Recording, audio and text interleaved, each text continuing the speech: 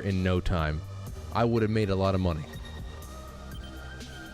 So welcome to the show.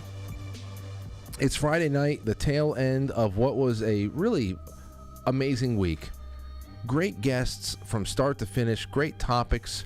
The audience was fantastic, and some unexpected blessings here at the end. I'll tell you about that right at the time that we get to the other side of the opening intro. I want to thank Secret Nature CBD tonight for being my sponsor. On the weekend, Secret Nature CBD is a perfect companion to give that nervous system a rest. Do it. Do it. Secret Nature, that's high CBD, low THC. So low that it means that you get all the benefits of full spectrum cannabinoids and terpenes without the high and the paranoia, the anxiety, all that, if that's what happens to you. So you can relax, you can calm your nerves. The team at Secret Nature, 20 years of experience breeding cannabis for retail and everything else, product development. So go check out the wonderful flower they got there, the oils, the tinctures. And Tyler from Secret Nature is going to be on the show, I believe, next week for a short segment about the body and the endocannabinoid system. Because I always wanted to do something like this and get the skinny on cannabis a little bit. So that's what we have. Tonight, Timothy Alberino is our guest.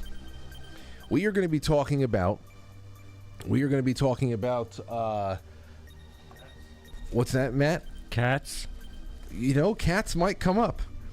But we're going to be talking about cryptids. I want to open up the cryptids talk with him by asking him some questions about biblical angels. Because if you look at some depictions of the Nephilim, and the seraphim, these are things that look like cryptids that people would say, I saw this horrid looking monster beneath the bridge right before it collapsed. And you got to see these things. So I got to tell them, most people, they hear angels, they think of a rosy cheeked porcelain doll type of a figure with big, white wings and just glowing gold and white and all that stuff. Satan was an angel, wasn't he? Who? Satan. Yeah. And he glowed brighter than most people. The morning star did. Supposedly he was gorgeous. That Lucifer. Very lovely man. I heard he was gorgeous. But anyway, we have a great show. Timothy Alberino will be on with that. I have to do a little bit of headlines at first because the Bannon stuff is... we got to address it. I also would like to let everybody know right now, too, that tonight, probably around 10:30 p.m. or so,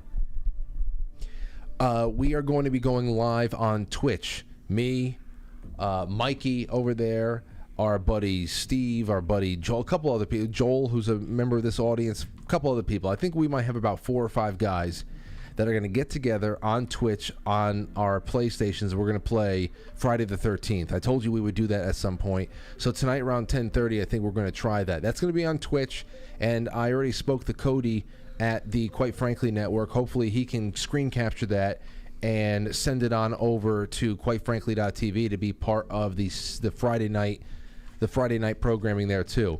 It should be fun. Come hang out, watch us try to survive a night in the woods with Jason running around. One of us could be Jason, and then we get to, destroy the others.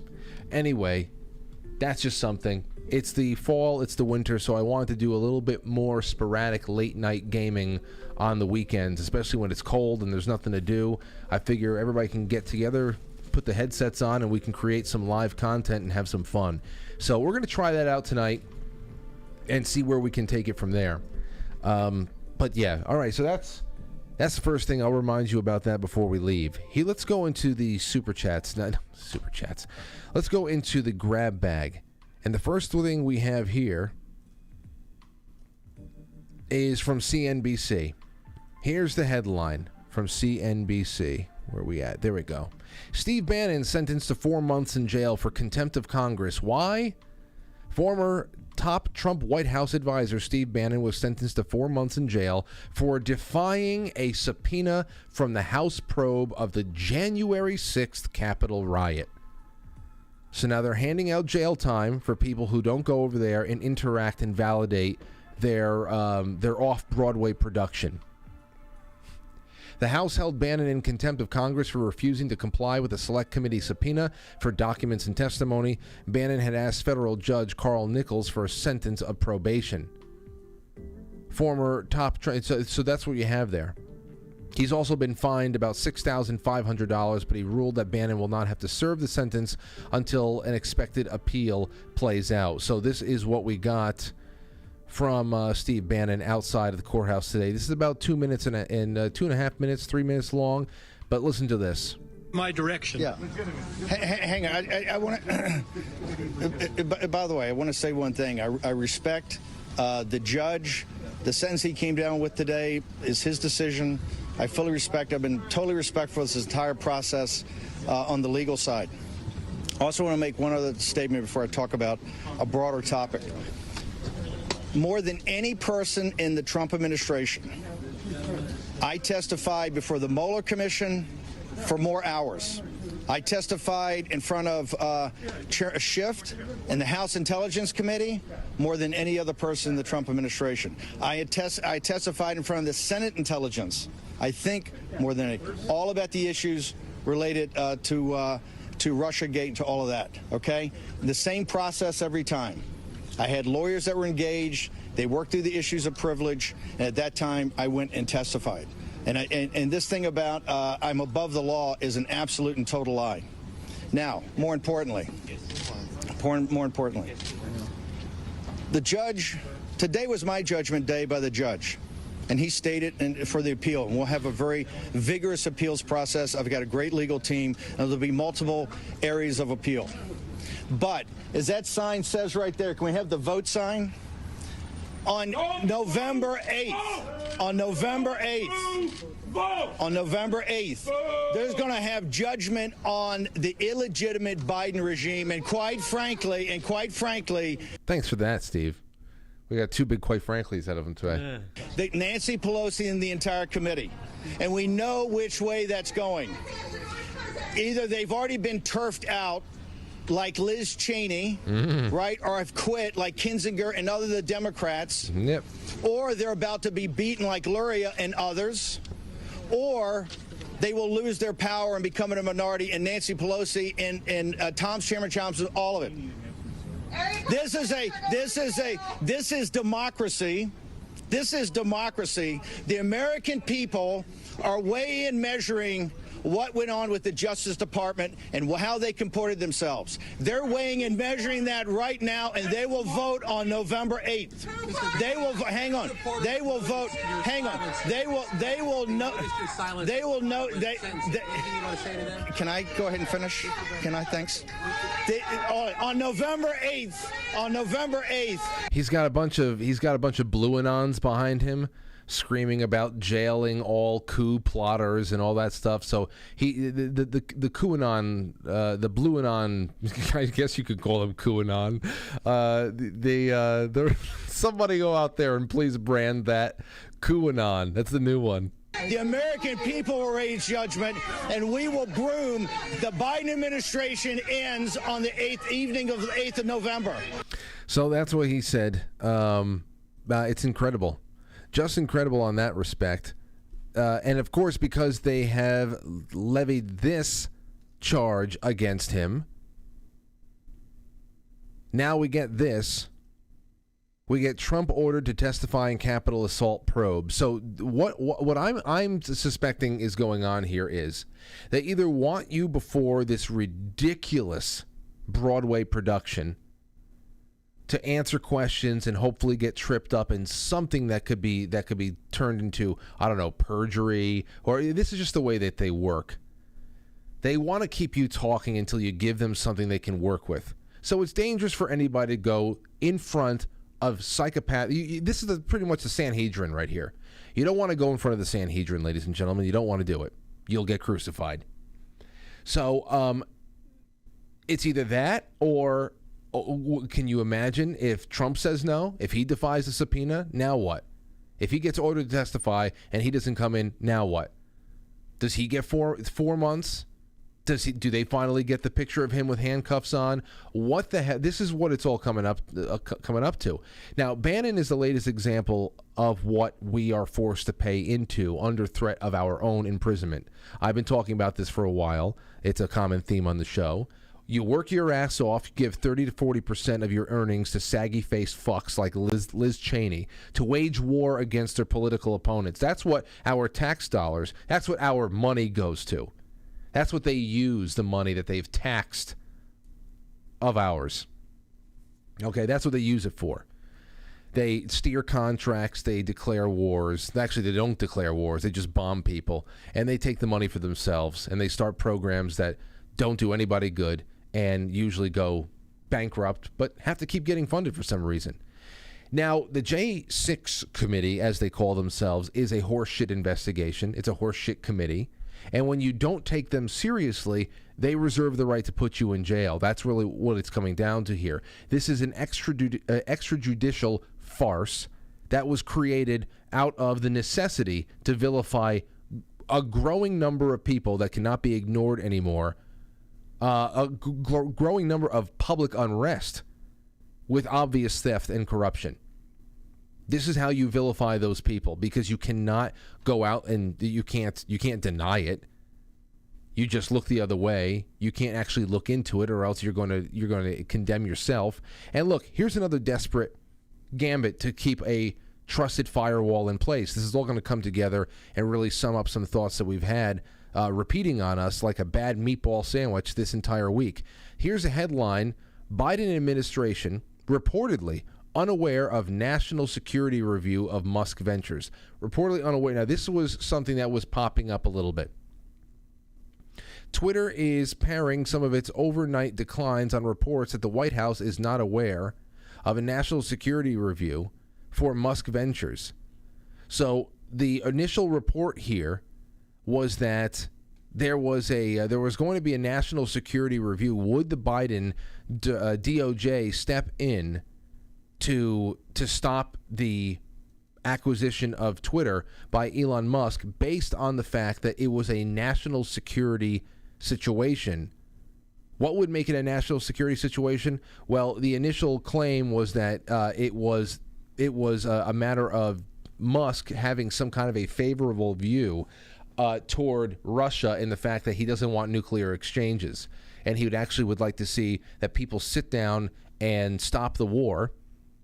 Concede. You're going to have to concede some stuff to Russia, and you're going to have to reevaluate yourself going forward, NATO. Just stop this, stop the killing, stop getting innocent people killed. So he was pretty much on the side of, at least lately in public, this has got to stop. And that it has sparked some discussions as to whether or not the DOJ was going to jump in and do one thing or another to put Musk and Twitter under a national security review, because you wouldn't want Twitter to be in the hands of someone who has an anti-war stance. You wouldn't want to do that. Now, why would this be the case, and how does it go hand in hand with what was going on with Steve Bannon and what they're probably going to try with Donald Trump coming up next? Well, remember I said last night or the night before about how I'm really curious to see what the next couple of election cycles brings, namely whether or not we are going to see one or all of the next couple of election cycles just stopped altogether. What the 2024, I said last night in particular, I think last night, I was curious as to what the 2024 election would bring us by then if Twitter had actually some real, objectively transparent and positive things done to it under a Musk ownership. That might have been on Tuesday night when Bill Altman was in. But I wondered about that, because you're not going to get any kind of changes like that in the next couple of weeks. So by 2024, if Twitter is under control, is under the control of Elon Musk and his partners, and they actually do real, objectively good, transparent, liberty, free speech promoting things at the platform, what the hell would happen? And why do I ask? That's not to say that leftists would be removed from the platform, of course. It just means that there would be no suppression of important stories. There would be no suppression of important social debates on Twitter. Certainly, you can see why people who are currently working at the White House would see the loss of Twitter as being a national security issue, despite what Elon Musk thinks about Russia and Ukraine. You got to see that. It's the security of their little breakaway nation that they're concerned about, not the security of the American Union and the free speech that's supposed to be protected for or enshrined for all and protected by our Constitution. That's not it at all. It's not that Elon Musk has a slightly less suicidal view on what Russia and NATO should do to conclude the war. You certainly can't say that Musk is anti-Ukraine. I mean, he was footing the bill for Ukraine's satellite warfare for the first 8 months of the war. So, I mean, what it comes down to is that Twitter, if it is lost, all they have left is Google search engine, a dying Facebook platform that nobody's using anymore, and is becoming so obscure, and YouTube, which is killing itself in grand fashion. So if it's all that you have left, Twitter is a major distribution point for all of their bullshit that they used to deliver. They used to deliver exclusively through TV, radio, and print. But no one interacts with those old analog systems anymore. In fact, we only ever get glimpses of what happens on TV because Twitter repackages it in small bites. So they would be reliant at that point by 2024 to get their message out on outlets like Mother Jones and the Young Turks. I mean, losing Twitter would be a disaster. It really would be, especially if some objectively good things were done there. So you combine this with the Steve Bannon news, and this is more of what I've been talking about with extenuating circumstances for globalists to do literally anything over the next few election cycles to maintain what they would see as an acceptable world order. I'll put it to you this way. Do you think that they could possibly allow all of their future plans for the world, and we know what their future plans for the world are because they have published it in not only white papers, but in all of their World Economic Forum novels that have come out in the last couple of years, The Great Reset, The Great Narrative, UN Agenda 2030, it's all out there. Everything coming out of the Vatican from the Pope, Prince Charles, it's all out there. Do you think that they would possibly allow the success of their future plans to be beholden to a truly well-informed, so that means information, and a well-informed voting base, and also honest elections? Do you really think they simply cannot gamble like that? So that's the reality here. That's the reason. It's not because, there's an election coming up and I want to say something drastic. Is it going to go off? Is it going to happen? Is the election going to get canceled? All I'm saying is the path that we're on, it's what else is there going to what's going to happen? Where do we go? Of course this is where we're going. At least that's the way I see it. All right, let's take a little break. We'll come back and we're going to set the table for Timothy Alberino, who should be on with us in about 10 minutes. Don't go anywhere, my friends. You tune in at your own enjoyment, because it is the best show since the beginning of time. It has technological advancements and a more sophisticated approach. But like every great awakening that has preceded it, it has one iron rule. Logic is a friend and truth is essential. You are now entering, quite frankly. Now take off your pants. And jacket.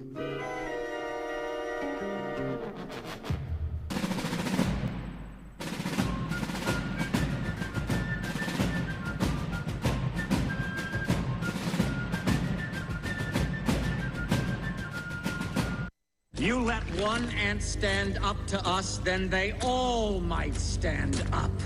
Those puny little ants outnumber us 100 to 1. And if they ever figure that out, there goes our way of life. It's not about food.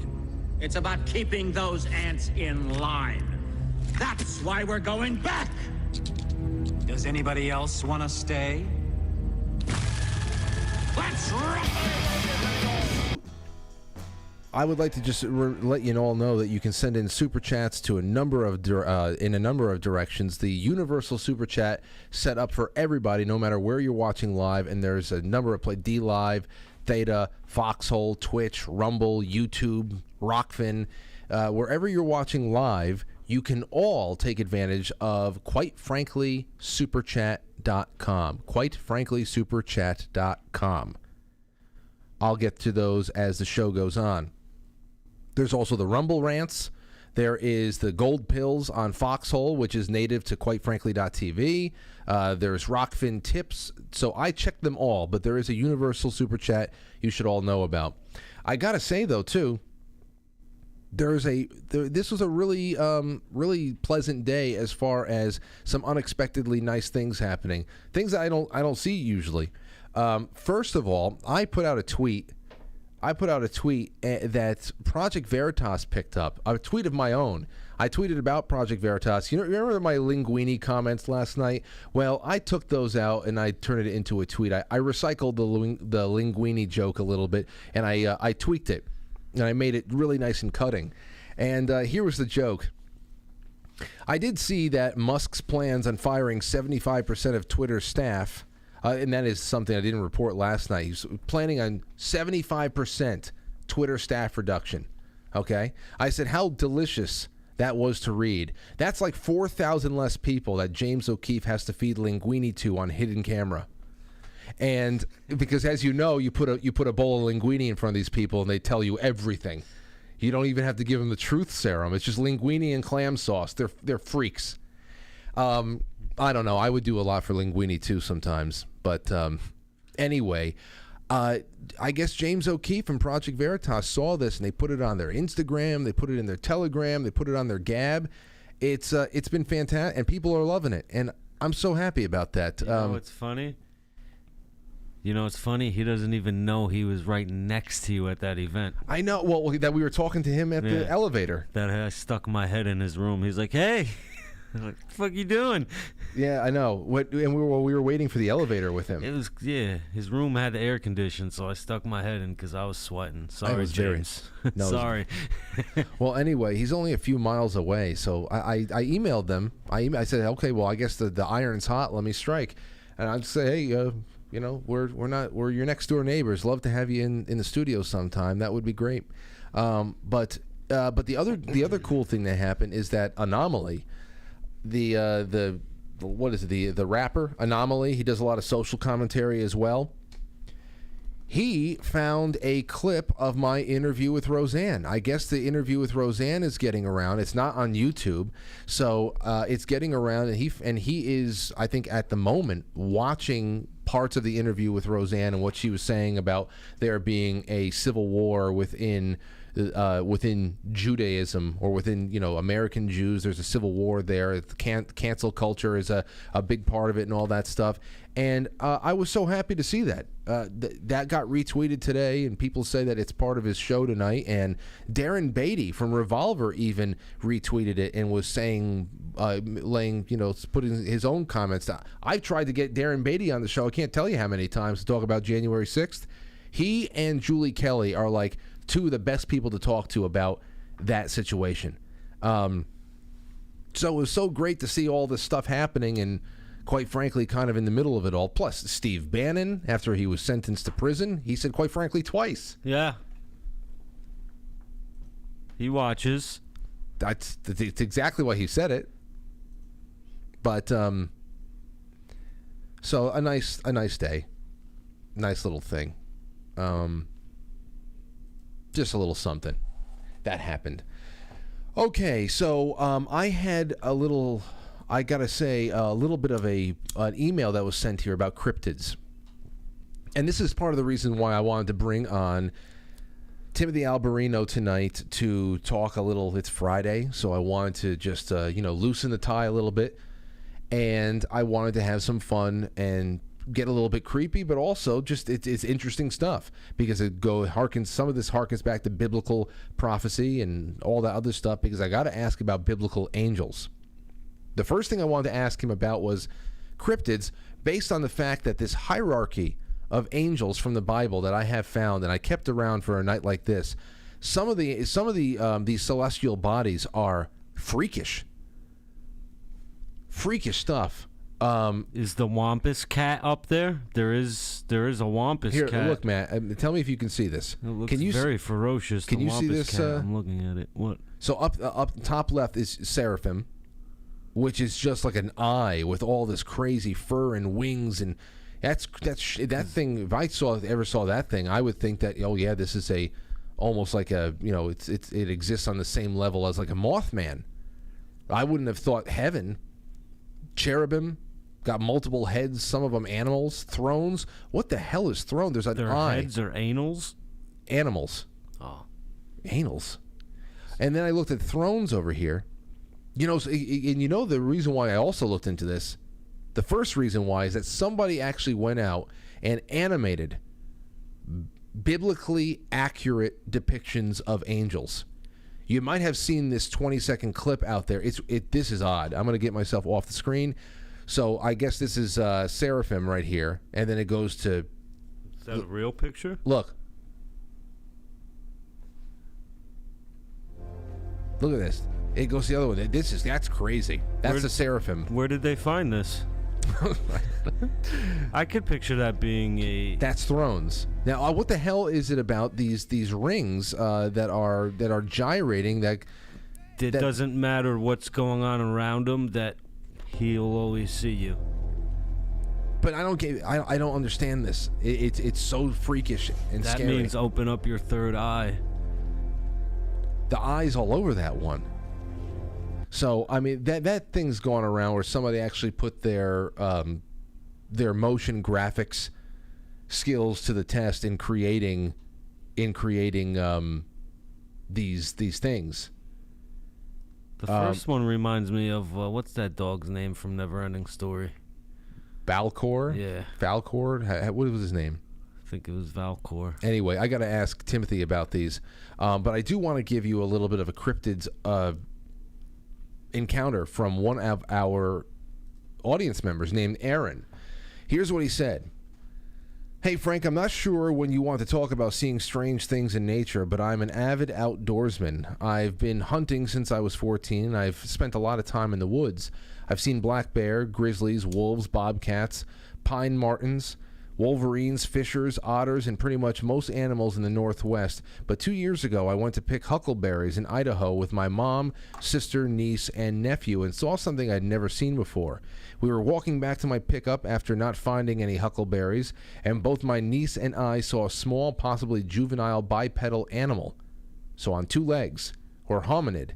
It ran from my left to my right about 70 yards away and hid behind a large pine tree, peering out from behind it and ducking back quickly, then slowly peering out from behind it 5 or 6 times, almost like a peekaboo game. It seemed frightened and curious at the same time. Its hands were placed onto each side of the tree that was hiding. It was hiding behind. It was only about 4.5 to 5 feet tall, black, straight, fairly short hair. It looked like a chimpanzee with longer legs, and it ran on 2 legs. There was a cow laying in front of the tree that wasn't spooked by it, almost not even acknowledging its presence. My niece looked at me and said, "What was that?" I told her I had no idea. I was carrying my nephew on my shoulders, or I would have investigated further. When we got home, she and I were in disbelief of what we saw. I even hesitated calling my friend of 30 years about it. The encounter lasted about a minute, plenty of time for most encounters of a different nature, but it made me question the existence of a northern ape or possibly a lost tribe of hominids. Best regards, Aaron. Yeah, it's probably a juvenile... delinquent. Yeah. It's probably a juvenile delinquent. Probably, the Gigantopithecus. What's that? Bigfoot. Well, it didn't sound very big. It was a little juvenile. The juvenile Bigfoot. Well, our guest, Timothy Alberino, he is an explorer. He is a researcher. He is a writer. Cat person. No. He is a writer, and we are going to do some talks tonight. I love his seminars. We got to talk more about his books. We're actually going to I would love to do Birthright as a part of our book series. And ask, because I have a whole list I have a whole list of questions that are based on his writing in Birthright, his latest book. But between his seminars and a life that has been spent adventuring the world, looking for lost civilizations, megaliths, and anything else that gives us a look into the very complex nature of our reality, he is one of the many. He's one guy that I love bringing on all the time to have many types of conversations about these types of topics. Timothy Alberino is back with us. Timothy, how you feeling? I'm doing well, Frank. How you doing? I'm doing good. I'm doing really well. And everything is has fall hit you guys up there in the north?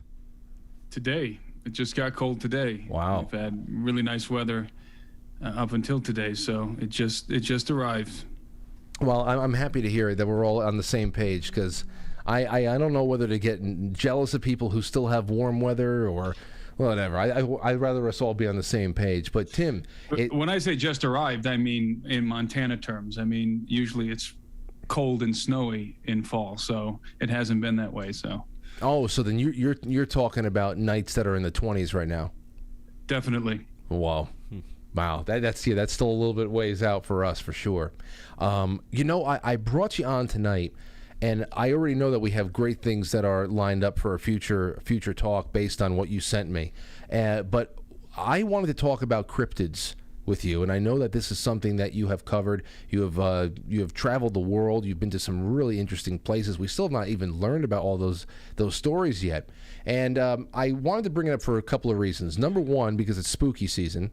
But about a month ago, I came across a few bits of media that I had seen before, and it was a diagram of different classes of angels and celestial beings. I just showed the audience before you came on here, and I sent them to you as well.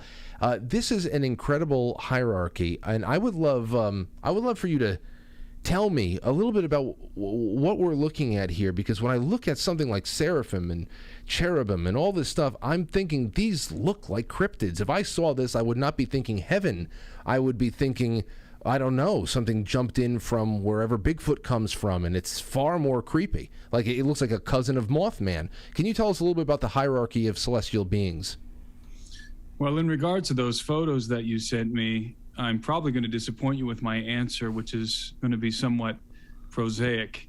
I believe that the descriptions of these various angelic entities within the context of prophetic iconography, because that's where they come from, that those descriptions are not meant to be anatomical depictions of these beings, literal anatomical depictions.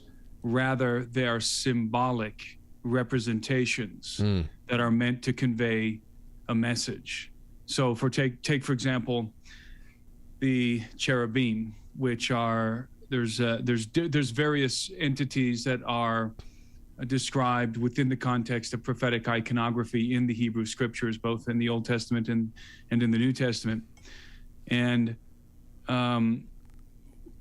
they're in various circumstances, and you have the seraphim, the orphim, the cherubim, and the cherubim, for example, are described with 4 faces, and those 4 faces are looking in one in every direction.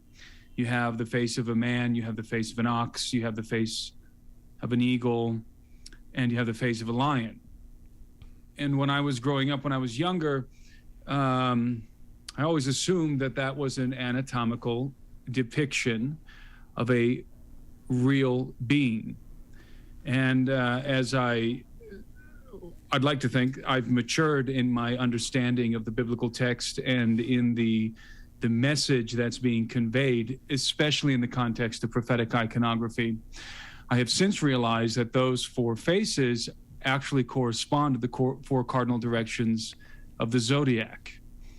You have the face of a man being Aquarius, you have the face of an ox being or of a bull being Taurus, you have the face of an eagle being Scorpio, which is represented as a scorpion and an eagle, and of course you have the face of the lion being represented in Leo.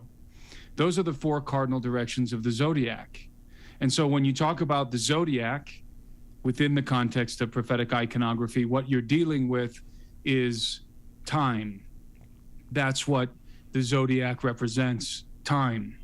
And so these entities, in the way that they are described, are communicative. They communicate information, they convey information, often pertaining to very specific periods of time, and they predict things.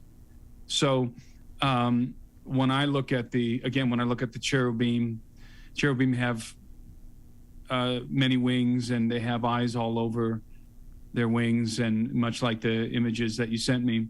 And that is in itself a communication of vigilance. And in fact, I would go so far as to draw a parallel between this idea of eyes and vigilance to these entities who are called in both the biblical and extra-biblical texts, who are designated as watchers. And that watcher designation is very much congruent with this idea of all of these eyes all over the body of these entities, under their wings and so forth. They're watchful, they're being vigilant, and not just vigilant, but it also communicates a guardianship, that these are guardians. And in fact, that is precisely what the cherubim were, is they were guardians. They were quote unquote throne guardians, but in a grander context, they were guardians of the kingdom. And these were not, cherubim were not inventions of the Hebrews. The cherub was well known in the ancient Near East. You have depictions of the cherub, the same kind of cherub, by the way, the very same depictions found in ancient Egypt.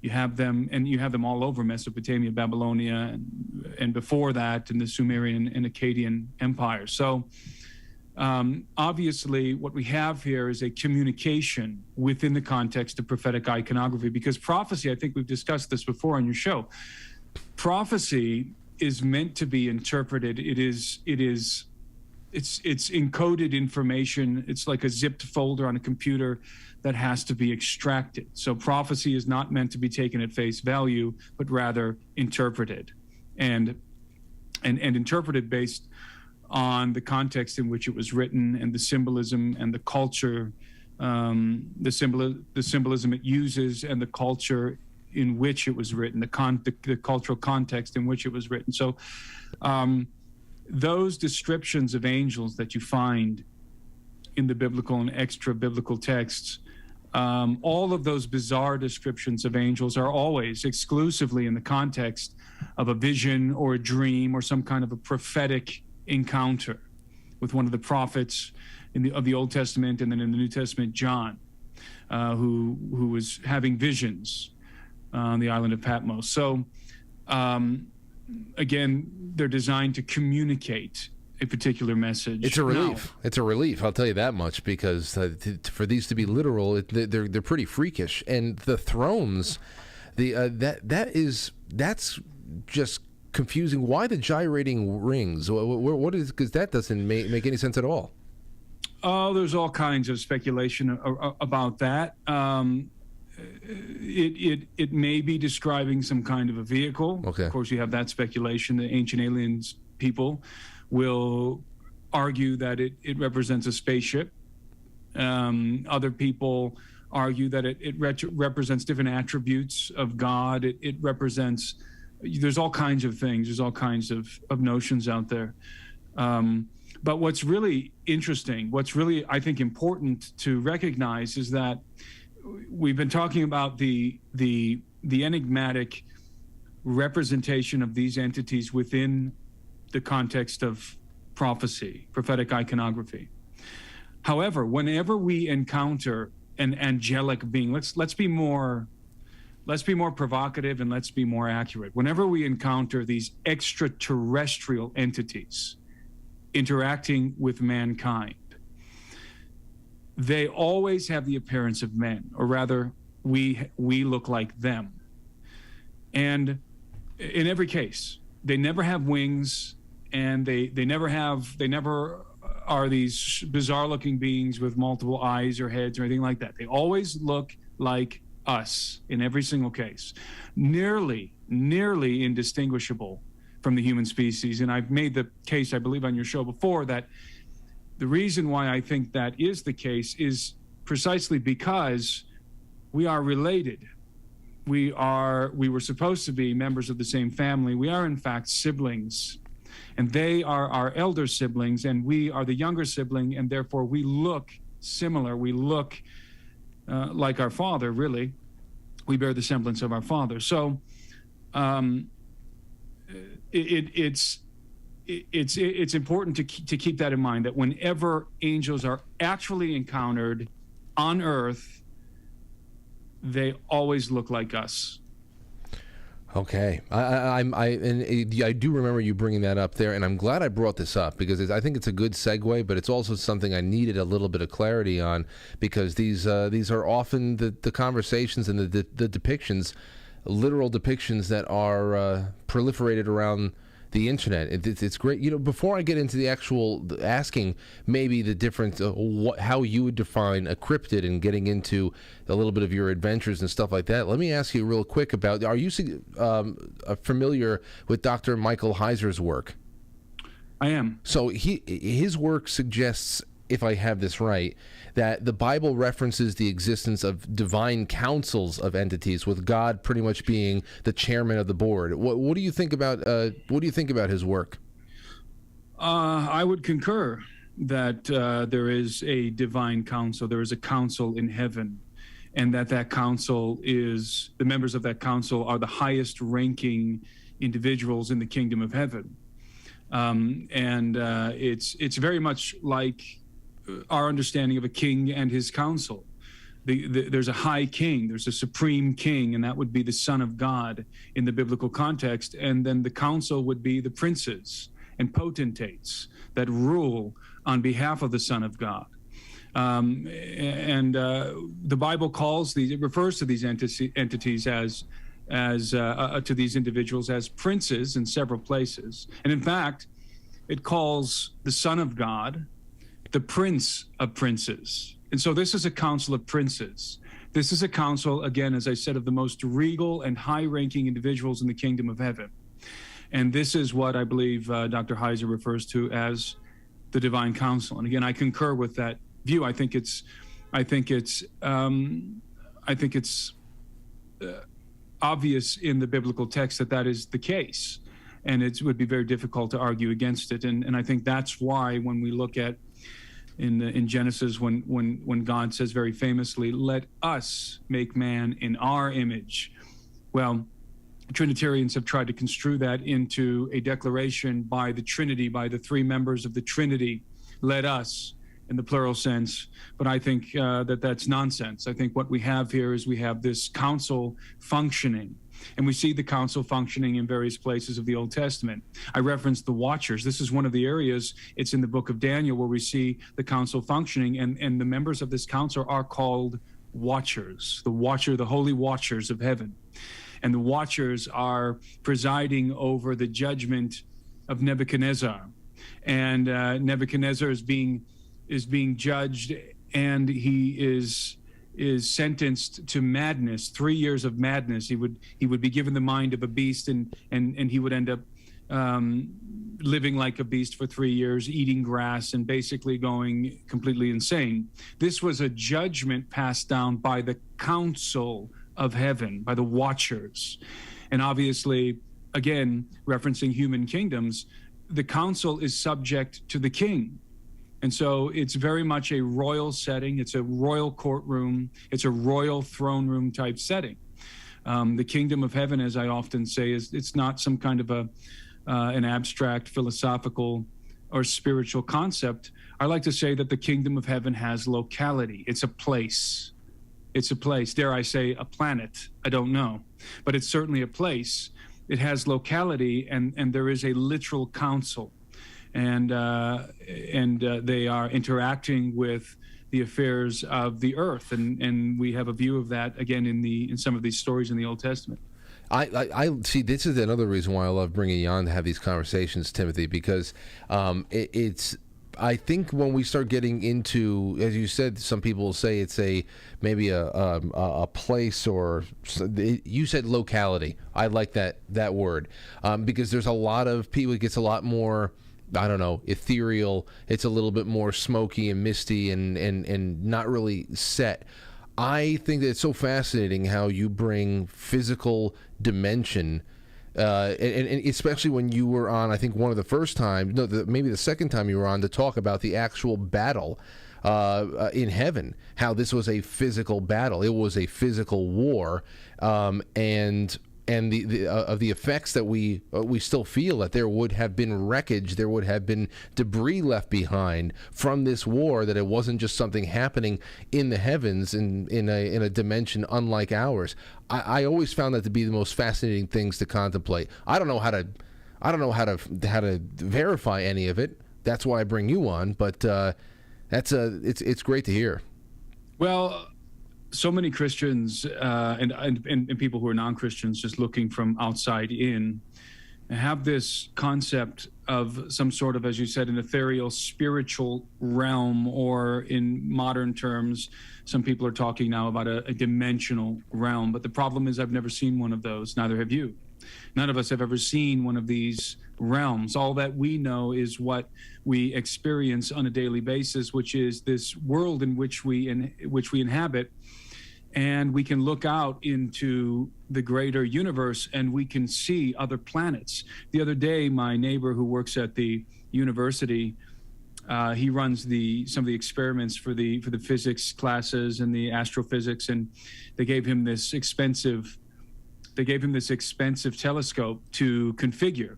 And he was, at nighttime, he knocked on my door and he was really excited. He wanted me to come out, me and my boys to come out and take a look at this telescope that he was dialing in, and he had it set. When we walked out there, he had the telescope zoned in on Jupiter, and it was the first time that I've looked through an expensive telescope, looked at a planet through an expensive telescope, and it was really amazing because not only could you clearly see Jupiter and the atmospheric, those atmospheric swirls and that atmosphere that's sort of that surrounds Jupiter.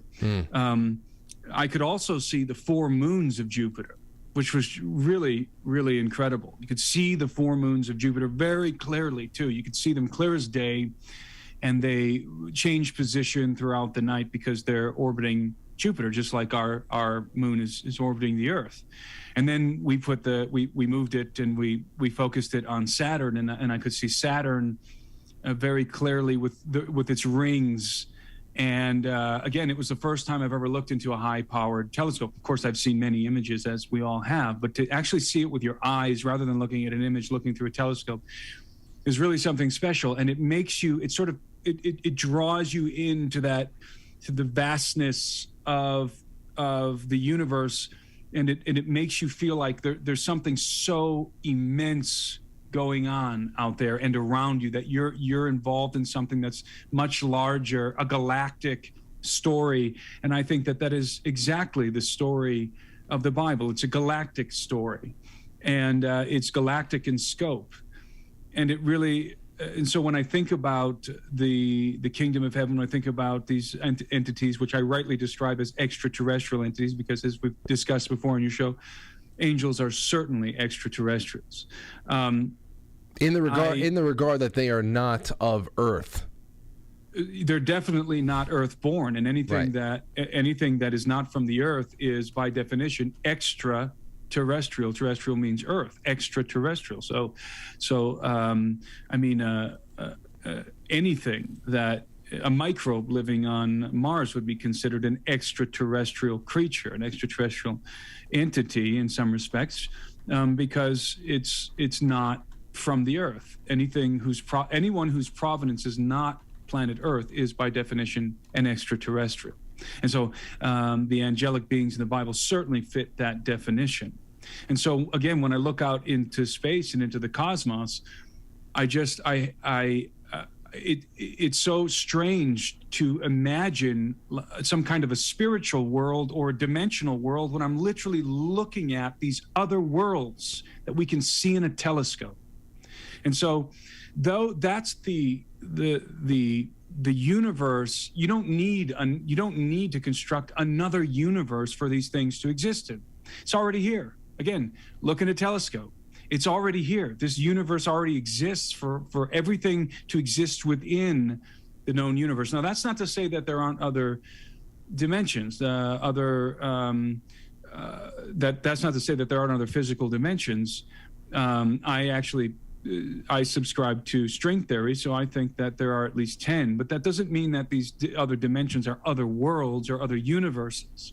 It just means that they are other facets of the world that we already inhabit. Just like the example that's often cited when people talk about these kinds of things, ultraviolet light. We can't see ultraviolet light because our eyeballs are incapable of picking up that spectrum of light, but it exists nonetheless, and animals and insects can see it.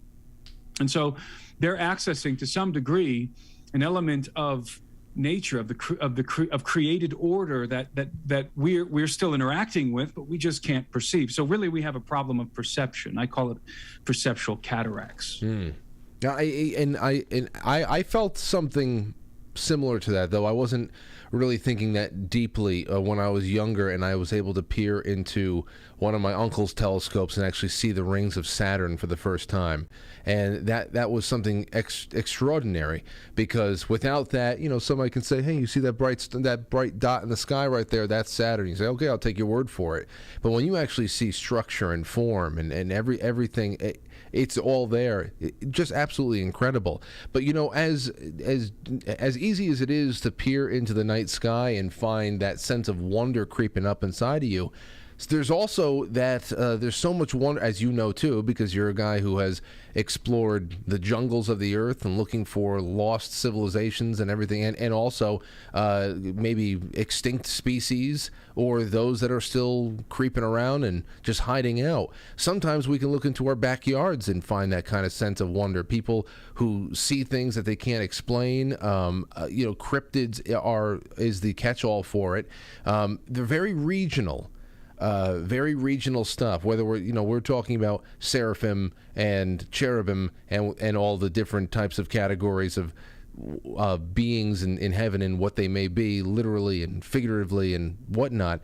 But when it comes to earthbound experiences, I mean, what would you say cryptids are? Can you define them? I know mystical creatures that can't be proven, but in that case, is everything that has not been found yet a cryptid? I don't know how to even start defining it for myself.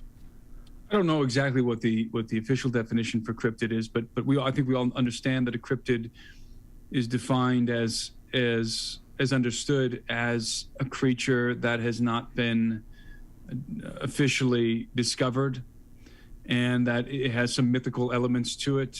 Obviously, the Loch Ness Monster, the Bigfoot, that almost have a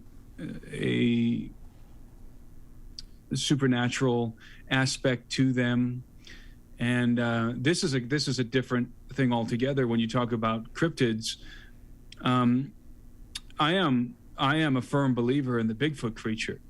I've heard enough testimony from enough people who are completely sane people who I would trust if they told me that they were in the forest hunting in a massive they saw a massive grizzly bear that charged them.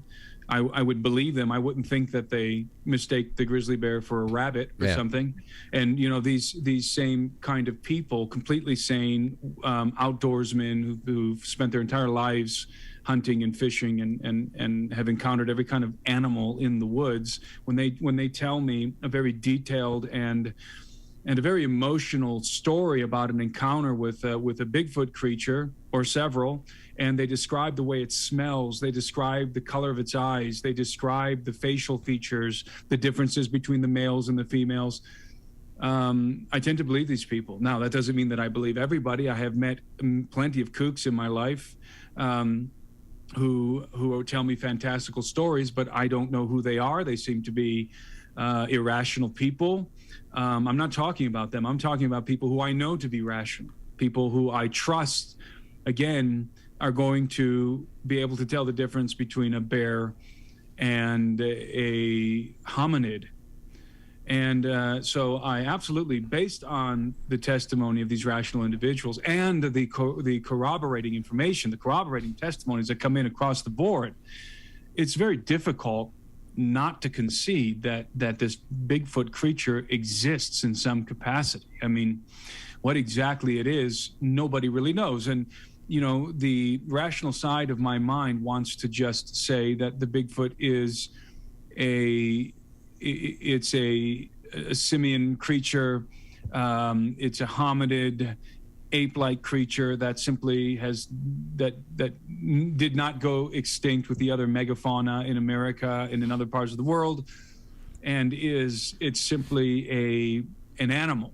But the problem is there's bizarre things that happen with this creature. For example, I had a group of hunters talking to me one time at a conference, and they were together hunting, and they saw this thing out in the field, maybe 100, 200 yards away, and but they could only see it through the scope of their rifles.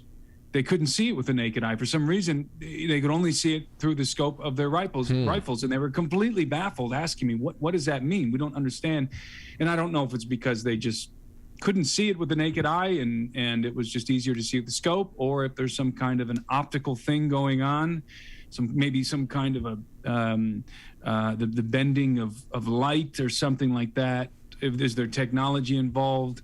Is this creature related to... Is there some kind of relationship between the Bigfoot creature and gray aliens and UFOs and orbs and all of this? Well, very well maybe. That sounds very familiar. That sounds very much like some of the testimony, much of the testimony, because it's changed hands so many times out there, coming out of Skinwalker Ranch.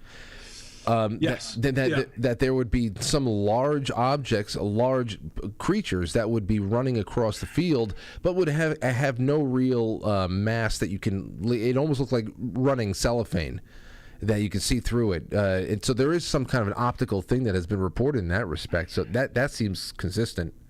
Right, and in other places, in other places as well, some of these other Bradshaw Ranch and some of these other anomalous locations, they seem to always have a Bigfoot encounter. There's always a Bigfoot character in the story, and I find it intriguing. I don't know what the answer is to the unexplainable activity that seems to accompany this creature. I've never seen one. You know, I'm good friends with Mancow Muller, and Mancow's had a Bigfoot experience, and he describes it in very vivid terms. And Mancow is certainly an extremely rational guy. You know, I've heard so many of my friends have had these encounters, and usually these up close and personal encounters that I hear about are very visceral. It's like you know, the same kind of feeling that you would get in the presence of a massive grizzly bear or something. You would smell it, you would hear it breathing, you would be able to describe certain features. They're not furry, you know. I mean, they're not just these blurry creatures that are indistinguishable and undescribable. They're very, very much alive, and again, people describe them in very visceral ways. And so that tells me that there is unquestionably a very real and physical aspect to these creatures. But is there some kind of a technological aspect as well? That's really the question. Yeah. It is a question, and I also wonder, and I love reading any kind of thread that starts on this aspect too, but people wondering if there is a psychic aspect to it all too. I wonder often, is collective consciousness at all playing a part in how these things manifest? Because if we get away from the hominids for a second, you think about the winged creatures like Mothman that have reportedly shown up during times of catastrophe as harbingers of doom, or during times of war and strife when negative energies are peaked on the planet. I always thought that was very interesting, and what kind of psychic links maybe for those. Well, one of the commonalities that you often discover when talking about cryptids. Now we're talking about humanoid cryptids, not like the Loch Ness monster or something, is this telepathic element. There seems to be in almost all cases if there is any communication at all, it is in most cases a telepathic communication, or a very powerful or very, very strong empathic communication. As I've talked about, I'm sure a handful of times on your show, the gray aliens are unquestionably telepathic. I would also say that the elder race, these angelic beings, are also able to communicate, and primarily communicate telepathically. And it would not surprise me if in so much as the Bigfoot creature exists, that it also would have these telepathic capabilities, because I believe that the human species is inherently telepathic, that we used to be able to communicate telepathically, but that our radios are broken, so to speak. We can receive the transmissions, but we can't broadcast them anymore, or at least we can't tune the frequencies anymore to really make sense of what's going on, whether we're broadcasting our thoughts or not. And at this stage in human history, probably would be disastrous if all of a sudden our radios were repaired and we could all start communicating telepathically. It would be utter chaos. Oh, geez. That would be a real mess. Oh man. Yeah, because most of us are not accustomed to controlling our thoughts in company, right? We are having a conversation with other people, we're simultaneously having a conversation with ourselves, and the conversation that we're having with ourselves is a much more honest conversation than we're having with the other people around us. Yeah. Matt, my buddy Matt is here again, Timothy. He loves when you come in. Matt, I think the one person who would do very well in a telepathic society is George Washington. I think that his mind would be clean and focused and absolutely silent until everybody's done speaking. You wouldn't get anything out of him. I think he'd be great. Us, on the other hand, we are just messy generation. Hey, Tim, let me ask you something. What about zombies? Not cryptids, of course, but a few weeks ago I covered this certain kind of fungus that will infect organisms, rot them away to almost nothing, but still maintain almost like a manual override over their physical bodies, where you'll have a beetle that is walking around. It is obviously dead, a cicada that is obviously dead, and it maintains control of their physical bodies. You spend a lot of time, especially around indigenous people, and I know just from my own friends who've come from the Caribbean and all that, they still have serious stories of the undead, how they've survived, voodoo, all that stuff. What have you gathered along your travels about zombies?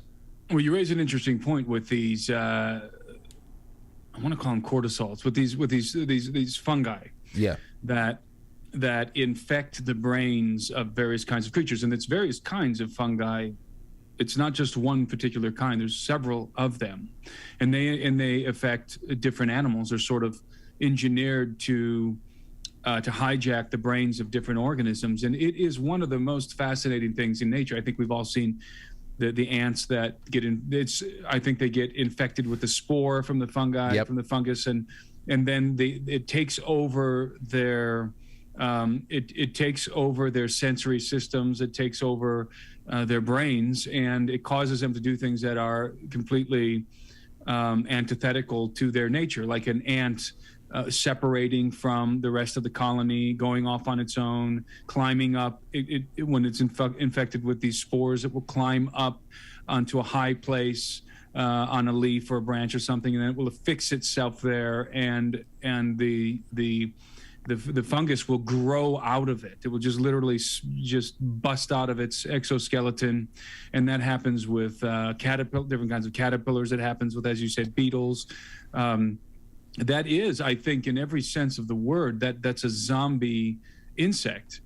Can that happen to human beings? I don't see why it couldn't happen to human beings. And maybe somebody in China, or maybe in a lab in Boston, I know, is working on perfecting a biological weapon that literally zombifies. How would you say that? Zombifies. turns people into zombies using the same kind of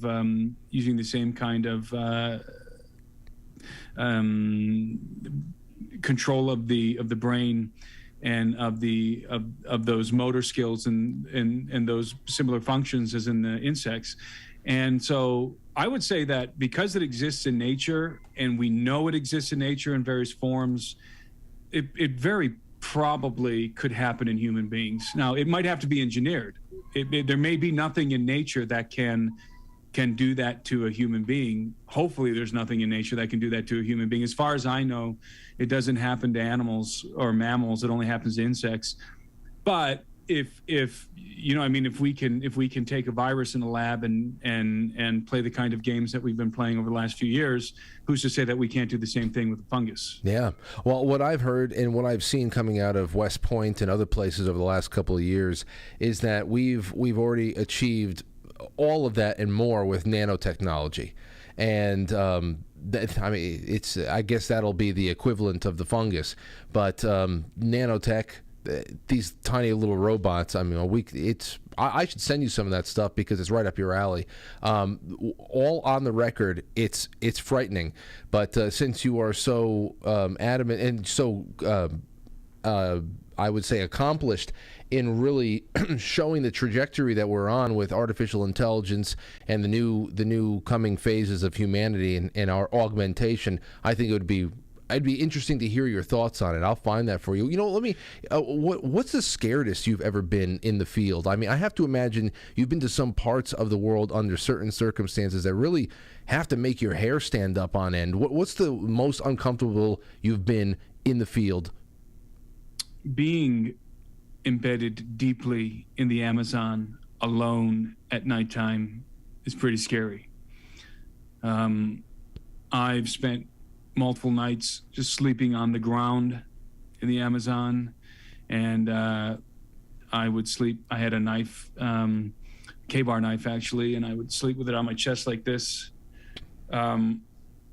so that, you know, thinking about getting coiled up in a boa constrictor, an anaconda or something. And then you also have in the Amazon, it's not uncommon for people to be killed by jaguars at nighttime, you know, to get the death bite to the neck when you're sleeping. And so they always tell you out there not to sleep on the floor, although jaguars are perfectly capable of climbing trees as well. So being deep in the Amazon in those kind of circumstances can be pretty terrifying, even to the native people that live out there. So I would say that probably has been the most hair-raising experience in terms of locations and situation in nature, certainly. And by the way, it's interesting because on every continent there's a different Bigfoot type creature that the locals talk about. We all know about the abominable snowman over in the Himalayas. Well, in the Amazon, they have a Bigfoot creature, and they describe him in almost the exact same way, except it's smaller. It's not the 8-9 foot tall creature, 10 foot tall creature that we talk about in America, the North American Bigfoot, we might call it. This is a smaller version of that. And it's about 5.5 foot tall, 6 foot tall. So it's like the size of a man, but it's very much an apish creature, described again with the same kind of details as the Bigfoot. So, and it's also supposed to be, you know, very intelligent and to be able to communicate with you. And I heard lots of stories about that. And those stories were very unique. They were different from a lot of the other stories I heard in the Amazon, which revolved around, a lot of other stories revolved around curanderos, around witchcraft, witch doctors. Almost every case when you hear about some kind, like dolphins turning into women turning into dolphins, and everything, in all their stories, almost everything wants to seduce you for some reason in the Amazon. So they have a story about these women. I can't remember they call them sirens actually, and that these women are very sexually seductive, and they seduce you to go, you know, by the bank of the river, and then suddenly they turn into a dolphin and grab you and pull you under and drown you. right? That's like how all these stories are, and there are dozens and dozens and dozens of those kind of stories in the Amazon, and I love those. I really do love those stories, and I'm glad you brought that up there too, because I that's something I forgot to even ask you about. Why cryptids? Why these legends are normally so customized to regions? Like they, I mentioned Mothman before. That's mainly a West Virginia type thing. New York, we have Bigfoot. We have the Whitehall, New York. The Bigfoot, like a whole street saw Bigfoot. Right, but there's skunk ape. That's in like Florida. There is skunk ape. Yeah. There's the New Jersey Devil. The Jersey Devil. That's in the Pine Barrens. Right. There's Chupacabra. So it's all very regional. That's why I was wondering if that was maybe another branch off of the psychic question, because I wanted to know, are they product of the folklore itself, almost like tulpa-like manifestations?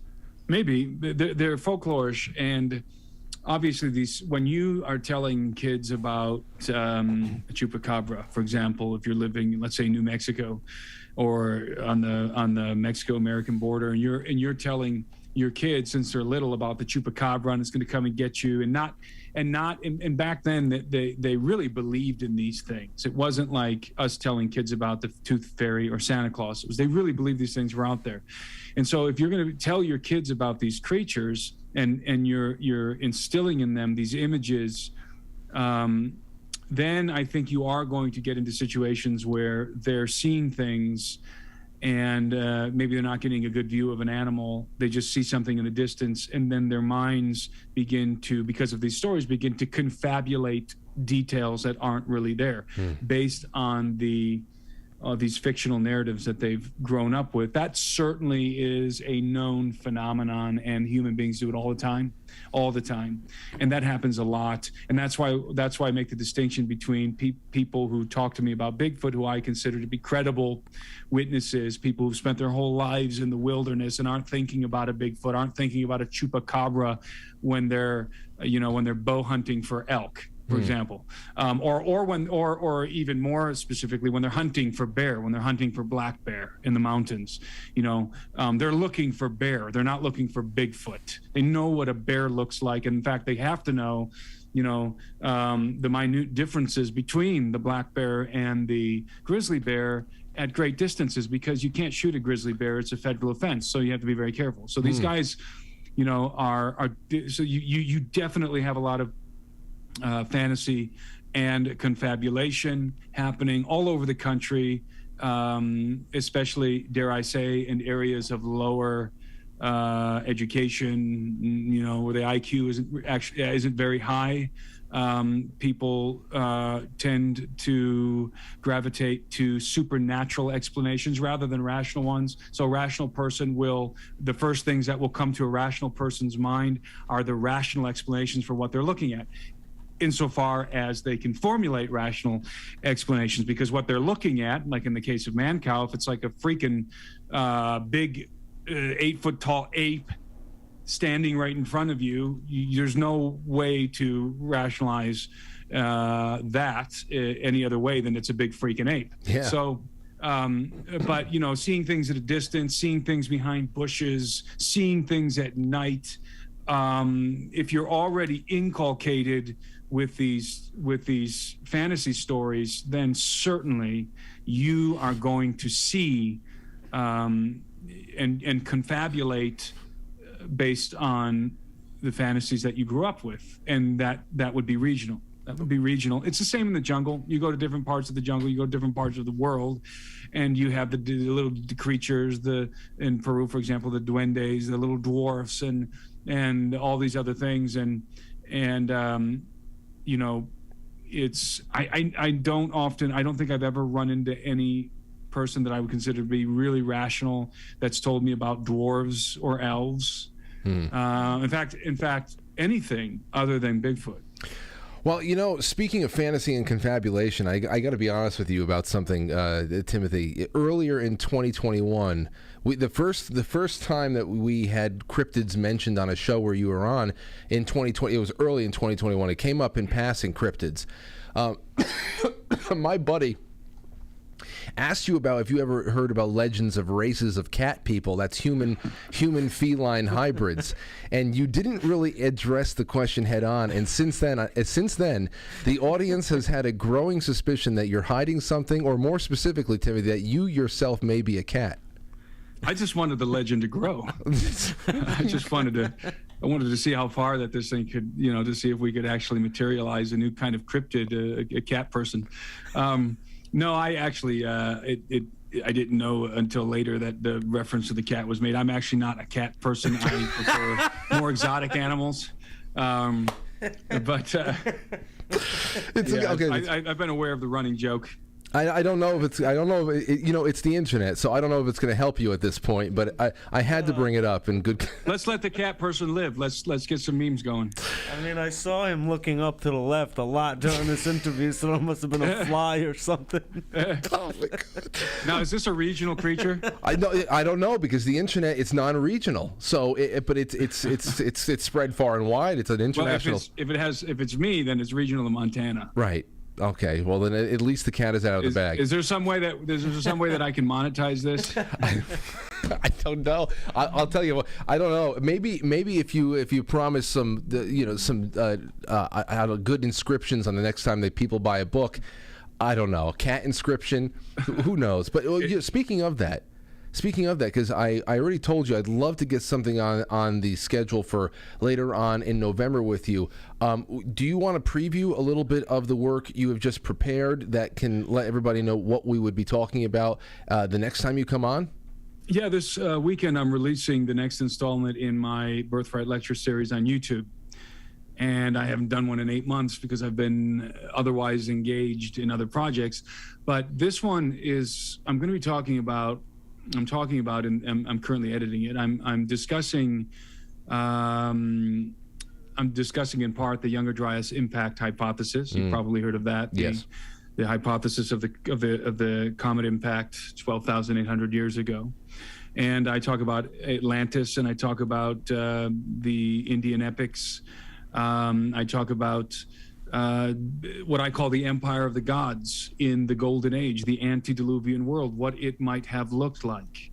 And I postulate that it probably looked something like the movie Stargate. I don't know if you remember the movie Stargate back in 1994. So I have a very different view of the antediluvian world. I discuss the idea of advanced civilization in the antediluvian world, and I believe that there was an advanced civilization. I believe that there was exotic technology. I don't believe there was an internet. I don't believe there were skyscrapers. I don't believe there were combustion engines. I don't believe there were jets back then, or laptops, or Lamborghinis.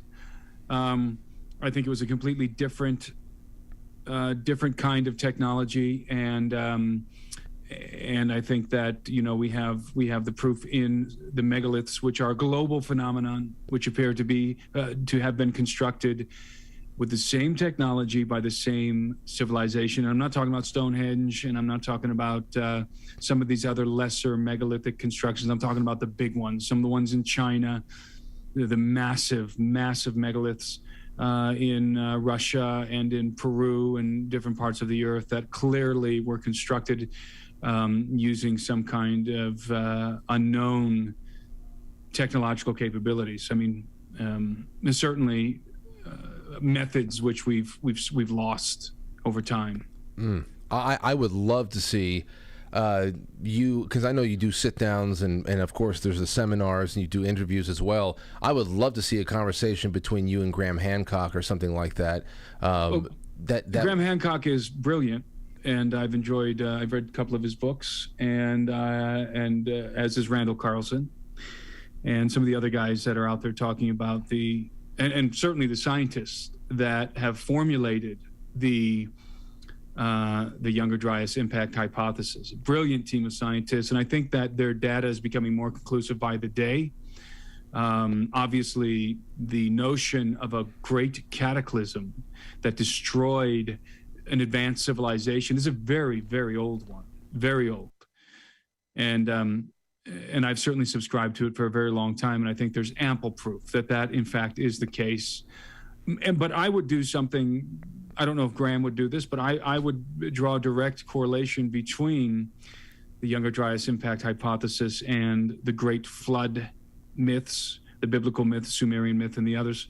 And I see it as a singular event rather than multiple events. I see it as a singular civilization-ending event from which only a handful of survivors made it to the other side. And I think that explains a lot of what we see in deep antiquity, what we see in prehistory, and frankly, what we don't see, records.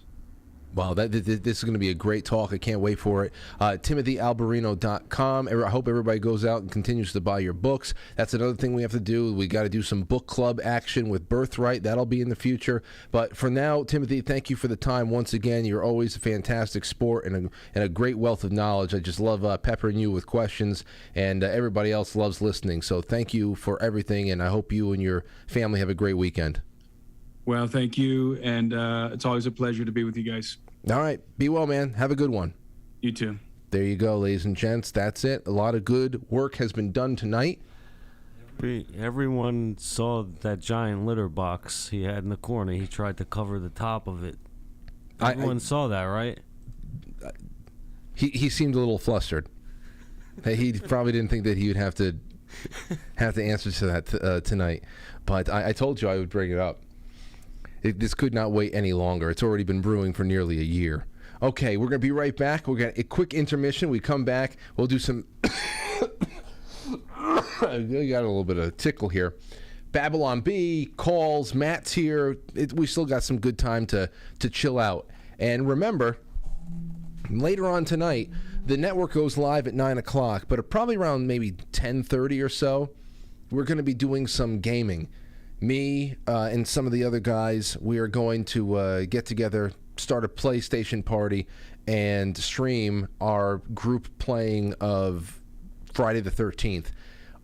Just to see how it works out, how we can build up this content, because it'll be good late fall and winter stuff that we can do, especially on weekends where it's snowy and cold and nobody wants to go out, so at least we can make some live content. It'll be a lot of fun, especially funny to see all of my friends get ripped apart by Jason tonight. So we'll do that, and we'll be right back after this intermission. Don't go anywhere.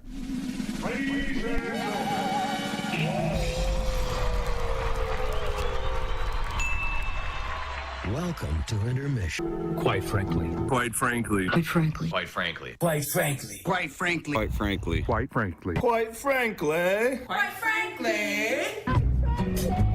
Quite frankly. Quite frankly. Quite frankly. Quite frankly. Quite frankly. Quite frankly. Quite frankly. Quite frankly. Quite frankly. We all support quite frankly. Quite frankly. Let's go, Brandon. Not quite. Quite frankly, in Roma, Italia. I really like you. You're very smart. So everybody watch. Quite frankly. With Frank. Live gaming thing tonight. And we should have all of our... I'll have a webcam going, I think. And... but we'll also have our microphones, so you'll hear the banter and all that stuff. That'll be on Twitch. That's where I actually stream to, and then the guys at the network will take a screen grab of that and bring it over to quitefrankly.tv. So Twitch and quitefrankly.tv.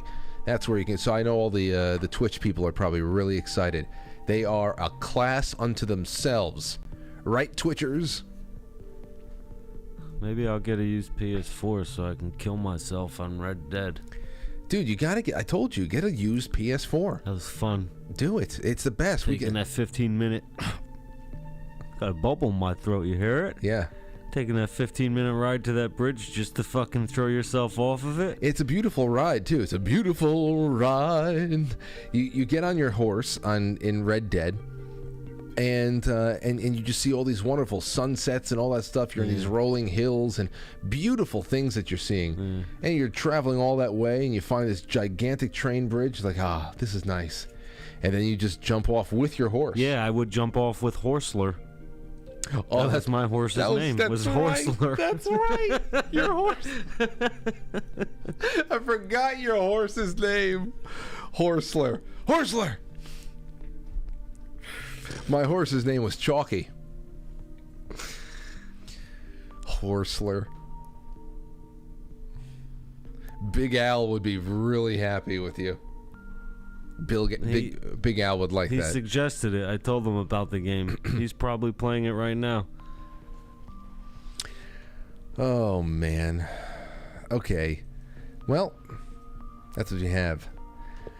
Let's see. Go into Super Chats, and then we're going to get on to other things. We'll take some calls and see what everybody's feeling. It's the end of the week. Problematic Will says, Tim is my favorite guest. I'm in for the book club. The zombies are coming during the tribulation when people get to get the 666 biochip implanted in their brains, connecting to the hive mind, AI nanobots. People will seek death but not find it. Revelations 9:6. Claire Bear says, I saw 7 UFOs through the what is it? Through the monocular?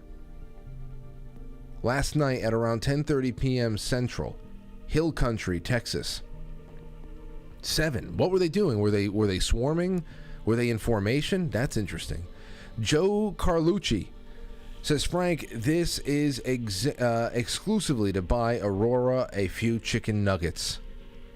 Okay, well, I'll tell Lauren we have to go out and we have to find or maybe Lauren can just make them. Lauren made some really good chicken strips this past week, so maybe we can fashion them into some nuggets. Thankfully, Aurora's been eating them a little bit more now, and she loves tuna fish. That's great. Yeah, but not the albacore stuff. The other, I forget what the other one is called. Yellowfin. Skip something. Skip pole, skip whistle. I don't know. It's called. Hold on. Wait. Tuna whistle. Oh wait. Tuna. Let's see. Hold on. Skipjack. Skipjack tuna. Never heard of it. Yeah. But it's supposedly the kind of tuna that kids like that has the lowest amount of mercury. And that somebody, a child about Aurora's age, can have about 2 to 3 ounces of it a week, without it really being anything to even worry about. As opposed to like chicken of the sea and albacore and all that stuff, it's a lot higher in mercury. I love tuna. I eat a lot of it. I don't give a shit about mercury. Yeah. Flushes out of your system. Yeah, everything flushes out. Yeah, it does. It's true. Claire Bear. Again, says Quinn said we need to start a country called Anti-Warstan. Yeah, you're right. That would be great. Anti-Warstan. Stickman Mike says, Frank, I don't think you properly introduced Matthew. Did I? Oh, because I think you just started talking. What? Matt's here tonight, everybody. There he is. Hello. Oh, Matt, you want to know who really enjoyed the 76 house? 76 restaurant? Timothy Gordon and his entire family. Oh, did he enjoy the ale? He enjoyed the ale. He had Washington's ale. He also got the venison. He got the tour. I don't know if he had the venison, but he got the tour from the owner. He was sent by, quite frankly. I don't know. He met my friend Mr. Norden, Ralph Norden. I don't. Direct descendant of Isaac Davis. Was that him? He's a direct descendant of Isaac Davis. Yeah, he has the thing on the wall. He's the son of the Revolution. Isaac Davis was killed. Well, maybe that's him then. I don't know though. Stickman Mike says, I don't think you introduced Matthew. I didn't hear him say hello, Francis. Looking forward to the show with Timothy Alberino. Well, I hope that you enjoyed it, Mike. And Crestmont Bear says, read off stream. Okay, so I can't read this on stream. I guess just email me then. I can't just sit here reading this quietly. There's another read off stream note here. I can't do this to people. They're listening. Pinch of Grace says, stopping by to toss some money in the tip jar for the best show out there. If Matt stops by tonight, can you please ask him if he has any tips to quit smoking? Love and blessings, Brooke. Oh, well, I mean, I just started using this. Well, first, I realized, like, when you're addicted to smoking, it's because you have to go do this and you need to have a cigarette when you have to do it. You have to do this and you need to have a cigarette when you have to do it. Just don't have a cigarette when you have to do that thing in a little bit of time. So I quit and I think I bought like a pack 3 days later. I smoked half of it, and then like that was it. And then now I've had cigarettes since then. Like, I asked for one cigarette, I have it just to see. I don't like the taste of it, and I don't want it anymore. So that thing you have, the little the jewel, it's nicotine. So I mean, I'm not smoking the tobacco or whatever, but I'm still smoking nicotine. I know that Mike got off of the cigarettes, but he still has nicotine in his vaporizer. Do you have any plans of starting to wean down with the? Yeah, probably eventually. But I mean, yeah, within a few weeks, like I wasn't wheezing at night, going to sleep, and. Yeah, that's good. Yeah. Chef Jay says, hi Frank, great last night with Kathy. She's a fantastic guest who brings such positive energy to the show. Yes, Kathy O'Brien was fantastic last night, as was Roseanne the night before with Kathy for a little while there, and it's so cool to see that people are picking up on that conversation we had with Roseanne, because it's not on YouTube, so it's great to see it getting around. I'm happy about that. Makes you feel not as invisible, because I just sometimes there's no real good metric to know if any, how far something is getting, because we're all just so isolated. Matt, did you bring any tips on how to survive being trapped in a time travel experiment? I didn't have. I got out of work late. I didn't have. But did you write something about the time travel thing that I sent you? Oh, the time travel. Yeah, I do have that one. I forgot it though. I don't have it with me. I have something here tonight. It is it's a 7-step guide as to how to escape after being buried alive in a coffin. You asked for that. I didn't have enough time. I got to work so late. I had to take a shower. Don't worry. Tonight we will tell you how to escape being buried alive in a coffin. We'll wait a little while for that. First, we're going to go to Rockfin. Say hello to everybody there. Everybody's doing well. Going over to Rumble. Everybody is doing well here too. And then over to Pilled. Let's go to Foxhole on Quite Frankly Not TV. Sean Joe. Thank you, Sean Joe. Thank you, Khaleesi. Khaleesi's back. Boys Blanc. Just Josie. Witchy Poo says, great show tonight as always. And Athena 540. Good stuff. Starting next week, I gotta figure out how we're going to be doing it, especially with certain guests coming on, like Rich Barris. But I think we're going to do a lot more jump-offs of YouTube again, because it was really great to be able to play some new music, and it was good to see more people going to the Rumble, more people going to the Pilled, and having good times there. Twitch, everything gets a bump, and people are freer. So I want to just find some nice ways, maybe splitting it down the middle, intermission instead of the first 15 minutes. So we'll see how it works out, but we have to continue to make strides toward a new future. All right. 8:31. We're taking a quick break. When we come back, we're going to Babylon Bee headlines, taking some calls, and then telling you how to escape a coffin if you are ever buried alive. You need to know this stuff, and that's what we will do. So you're listening to Quite Frankly.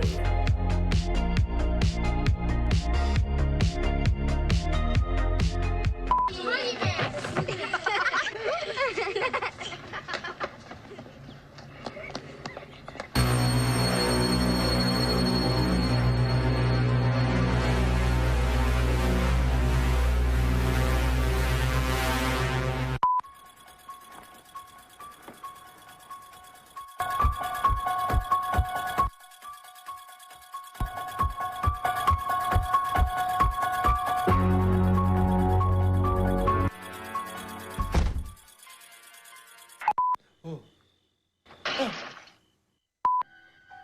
out there. Hold on. Lori, the boogeyman is outside. Look.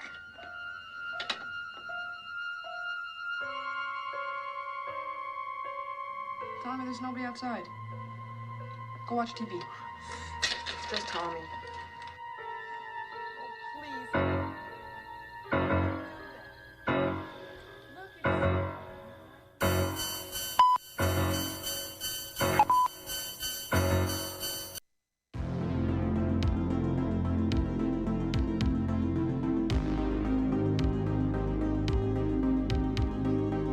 You're listening to Quite Frankly.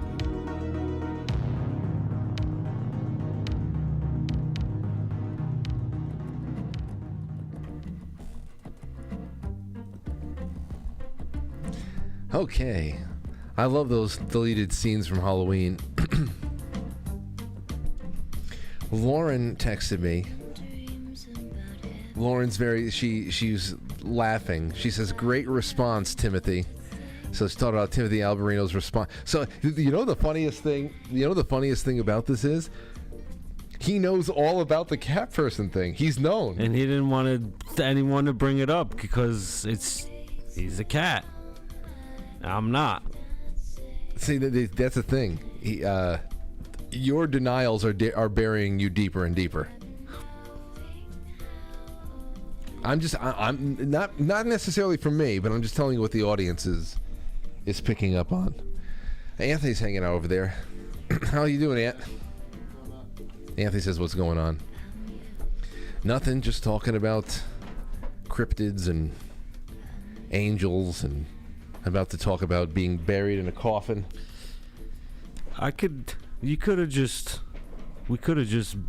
got a wooden coffin and you could have buried me. Not like 8 feet, but like 4. Like, and we could have seen me escape from it. We could have put like a, I thought it was 6 feet. It's 8, isn't it? I don't know. I thought it was 6 feet. I thought that was the standard. But I guess you can go a couple extra. You want to go 8? No, I don't. I don't even want to be buried. No, I don't. I want to be burned out in the water. Yeah. No. Yeah. Get burned. Service. See, I remember.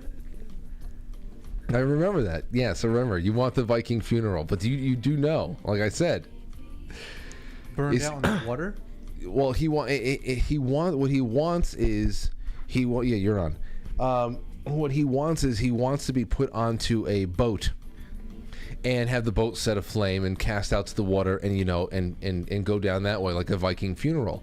But what he doesn't understand is practically it takes 2.5 hours for a body to be properly cremated into a pile of ash. If we put him into a rowboat and just light a fire on top of him, eventually the boat would sink and he would just be a charred half. He would just be floating on the water, half charred, just on a surface burn. I'm sure there's other stuff you have to do. And maybe you rub the body with stuff. Maybe you like pour something down the throat that'll help them burn. Well, if it's not that, then you have to drag me somewhere up in the Adirondacks and just leave me in the woods against the tree. Okay, yeah. You think about the to-do list you're giving your friends. You think about how horrible this gets. It gets worse and worse. So first of all, then whenever I'm about to die, I'll just go up to the Adirondacks myself. I'll just sit and wait. Now, just think about that, because you first you die on us. Secondly, now we have the responsibility of either getting you prepared for a boat funeral in which we now need to pump gasoline into your stomach. Okay, so this is hey. Or we have to bring you up to the Adirondacks and situate you up against a tree in somebody's yard. I don't know. No, not in the yard. Up like in somewhere on, we'd have to find property that we can go on. Yeah, in the state park, in the mountains. Okay, so this just leave me there, and an animal will probably fucking eat me anyway. Don't worry. What animals do you think will eat you? Up there, coyotes. Yeah. I know they have a lot of coyotes there, but I'm sure there's an occasional. I don't know, to be honest with you. I think everything's been hunted out of there. I'm sure there's occasional bear, maybe mountain lion. Well, hey, you do what you got to do. Oh wait, there's Matt. Where the hell's Matt? Wait, take that hookah off. Good. Bring the head down here. Nice. You see, this is some production that nobody should have to look at. Corner. Boom. All right, now we're all three of us are up here.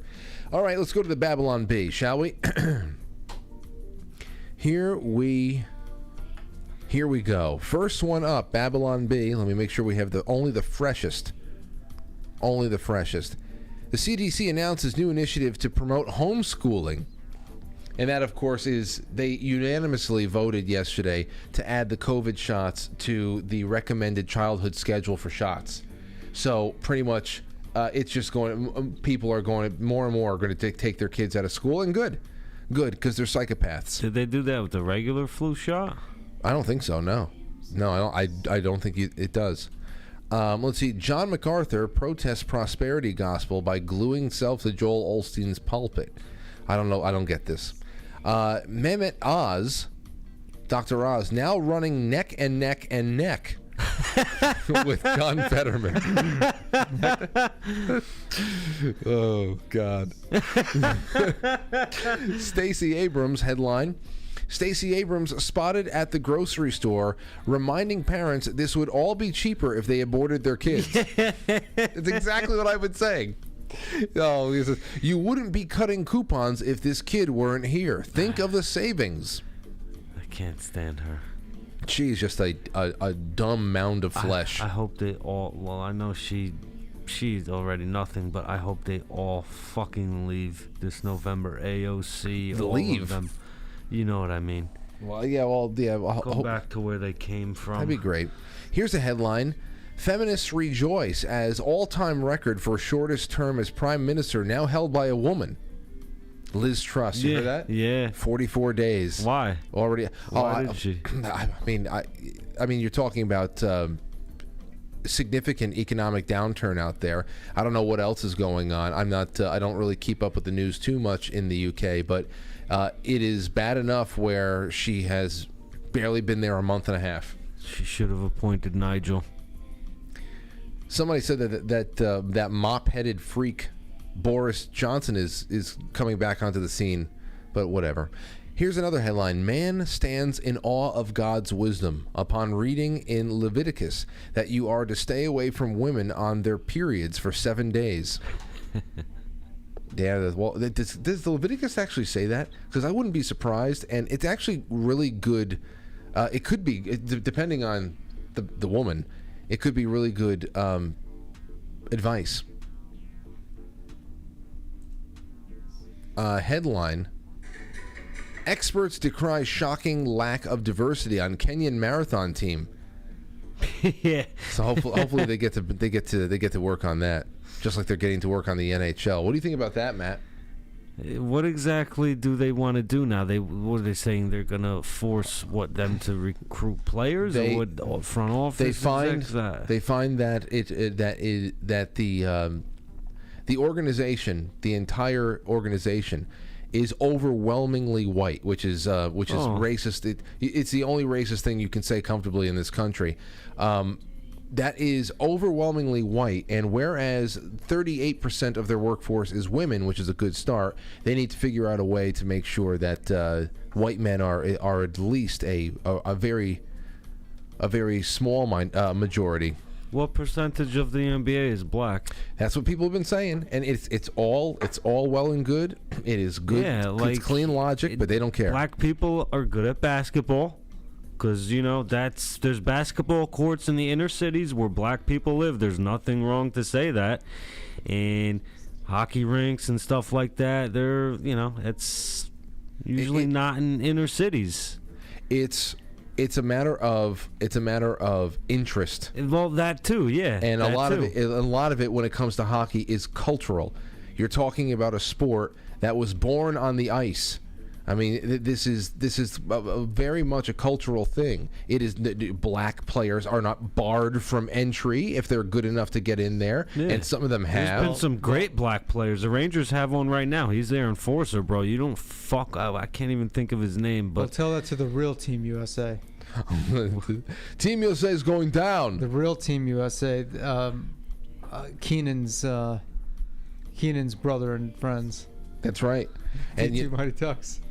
Yeah, and they say, what is it? So pretty much the NHL, they say 83%, 83% white or something like that. Well, what do I have to say about that? You know what word comes to mind when you think of that? Pathetic. You know what I love about that? You know what I love about that scene? What? That they didn't show him actually say pathetic. I know. I wish I could have seen it. I wish I could have actually. I wish there's a bonus feature. Oh, you can see that.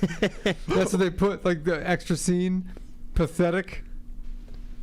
You know what word comes to mind when you think of that? Pathetic. You know, I use that a lot, actually. I mean, I use that setup. Sometimes I'll be talking to, like if I think something's pathetic, I say, what word comes to mind? I always say, I say it all the time. That's why I have it. When I when I added it to my sound bites over here, it was an article that I was covering maybe about, I don't know, maybe a year, 2 years, maybe 3 years ago. And the article was, I grabbed these kind of headlines because I know that they're going to do well. And it was saying something about how the average penis length of the United States was like 5.5 inches or 4.5 inches. I don't know what it was. No way. It was. That is actually. That's tiny. That's what the average is. So. I said, okay, you know what I need for I need the Gordon Bombay line, because he's talking about the score. He goes like 11 to 1, 10 to 1, 10 to 1. You know what comes to mind when you think of that? So I started thinking, okay, 5.5 inches, 5.5 inches. What word comes to mind when you think of that? Pathetic. Like it's their fault. It's their fault he has a pathetic dick. You couldn't grow bigger than 5.5 inches? Pathetic. Come on, America. Start growing. I don't know. Yeah, I would have thought that would have been like China, 4.5, 5 China's inches. even smaller. Dude, China's smaller. China is 3. How do they even? I don't know how they procreate. Well, well, how do they know? They measure. No, I know that. They go by once a year. You didn't get measured this year. You didn't get measured. They go door by door. It was part of the census last year. You remember? 2020. They came around. How many males? Well, how big are their dicks? How many males you have in there? Well, how old are they? Oh, one's under 18, so we've got to measure his dick. Oh my gosh. Oh, hold on. Let me see. Average in China. It's not good. It's not looking good.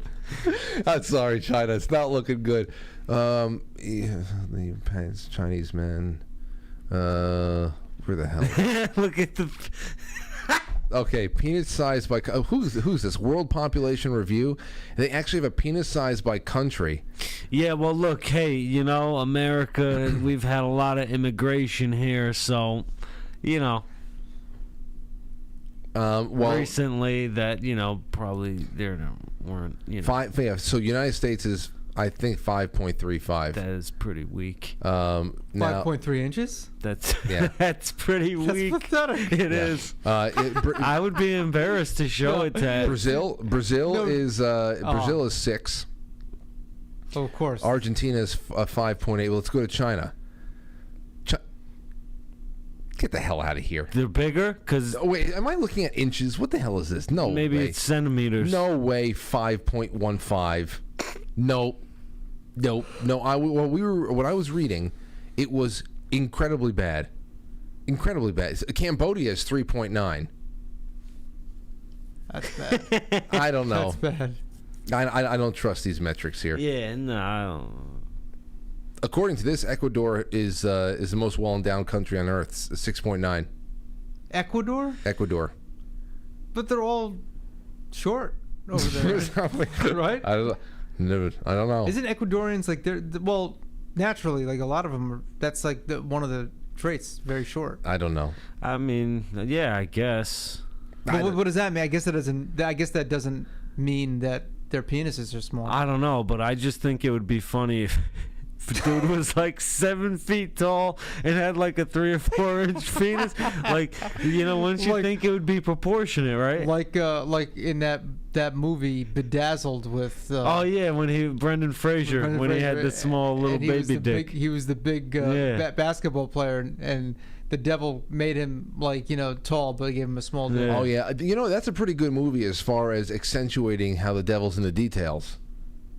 Because you get one thing, or I guess the ultimate story, and there would be something to revisit this time of year anyway, would be the monkey's paw. Oh, I hate that story. I fucking hate that story. Is messed up. That has always made me uncomfortable. All retellings of it. Yeah. Every time it was made for television, it's messed up. The monkey's paw. Yeah, I think my brother used to tell me that the curse of the monkey's paw. Yeah, well, you get the 3 wishes. Yeah. And what were the three situations? The number one was the parents. They wished for money.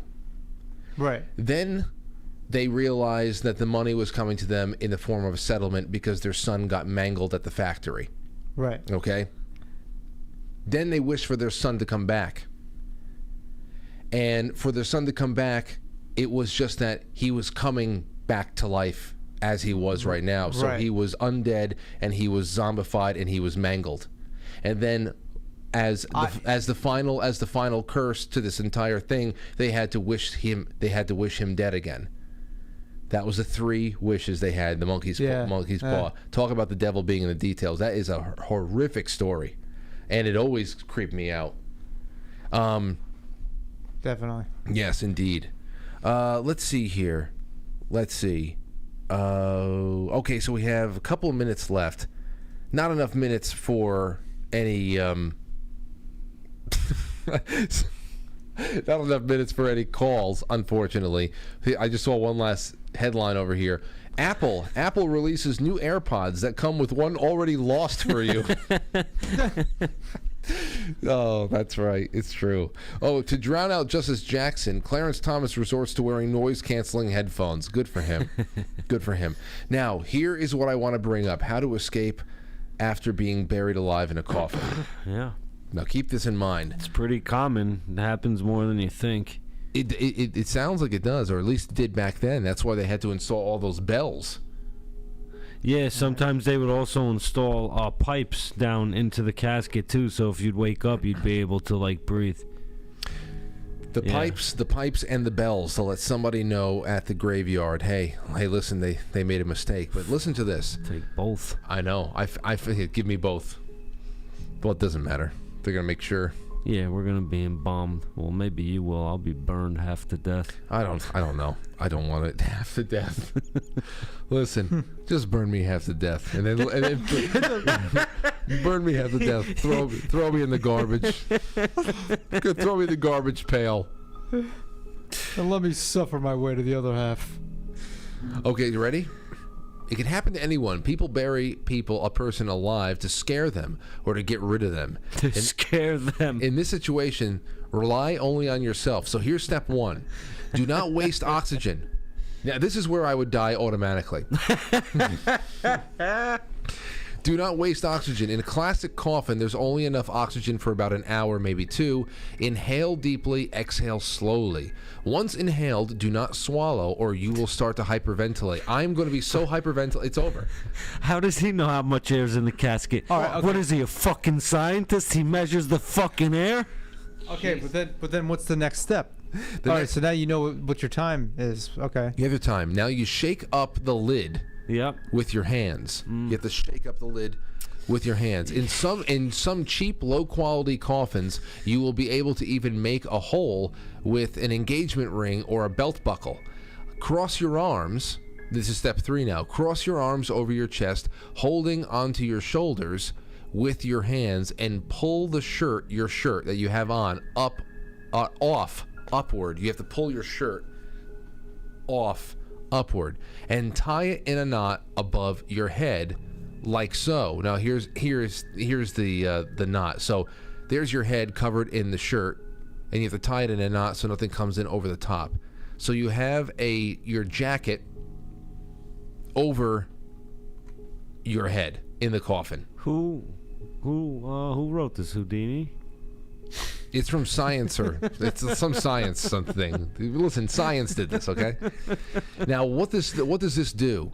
This will prevent you from suffocating when dirt falls on your face. Yeah. Now, yeah. Number 4, you kick the lid with your legs. In some cheap coffins, the lid is broken or damaged already after being buried due to the weight the ground above it. Number 5, as soon as the lid breaks, throw and move dirt that falls through in the direction of your feet. When it takes up a lot of space, try pressing the ground to the ground to the sides of the coffin with your legs and feet. Move around a bit there too. Whatever you do, your main goal is to sit up. Dirt will fill up the empty space and move to your advantage. So no matter what, do not stop and try breathing steadily and calmly. Then number 7, you get up. Remember, the dirt in the grave is very loose, so battling your way up will be easier than it seems. It's the other way around during a rainy weather, however, since the water makes dirt heavy and sticky. And that's the best. That's the best you got. Yeah, the one thing I fucking hate is that sticky mud. Has anyone ever done it? I don't know. There has to be. There has to be someone who. There has to be. It's worth a Google. In all of human history, there has to be somebody. And now I don't know if that means that they were buried at a certain depth. Maybe it was just a shallow grave. Obviously, that's a lot easier. Yeah, I'm sure Houdini did. But was it done at the conventional 6 feet? We'll have to find that out. If any of our great researchers out there in the audience finds any confirmed stories like that, where it's not some kind of a David Blaine trick and it's just an ordinary person, then please send it to me. I could use a little help with the research these days. All right, ladies and gentlemen, that's all we have for tonight. So I'm going to take a really quick look at the super chats, and just a reminder to you all that we are going to be live on PlayStation. So you got to go to Twitch. Keep your Twitch notifications on, or keep an eye out for programming changes on quitefrankly.tv if you're already thinking about hanging out and having a good time on the after hours programming for the weekend roundup that starts tonight. Dooku Dan says Roseanne C. Richard. Oh, I'm sorry. I thought that was a name. Richard, Roseanne, Kathy, and Tim are great informative guests. They are all Roseanne C. Richard. I thought that was like a female golfer or something. They are also people who would be fun to meet and spend time with because they are very sincere and original and must be actually nice in person. I get that feeling off of all of them as well. I really do. I'm glad that they spend time with us. All right. That's all over there. Thank you, everybody. Thank you so much.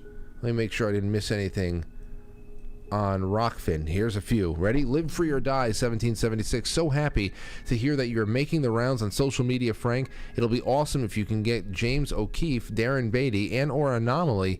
Love the Kathy O and Roseanne interviews this week. Darren Beatty would be great. James O'Keefe would be so awesome and strategic. Why wouldn't he want to do... I mean, he doesn't need the media. He's got a lot of eyes on him already, but we're not too far away, and it'd be wonderful to have a local with such high status come in and spend some time with us. And Anomaly was on the show. Anomaly was on the show once a couple of years ago. Then it just became impossible to get in touch with him. So it would be nice to have him on again. I'm sure we can find something to talk about. PDR111 says, Frank, the super chat you read earlier about the hive mind and the brain chip reminded me of the book Ender's Game. One of the best books ever. I think it may be a true story. Ender's Game. Okay, thank you for that. I'm in a really bad spot with backlog of books, but perhaps somebody else out there will buy it on Amazon tonight and enjoy it. Citizen Chuck says, someone I knew had a Viking funeral. His wife shot the flaming arrow. Wow. Did he burn all the way through? Yeah, Chuck, can you let us know what was the end result of that? Or is it meant to always sink through to the water and then you are just given a burial at sea pretty much?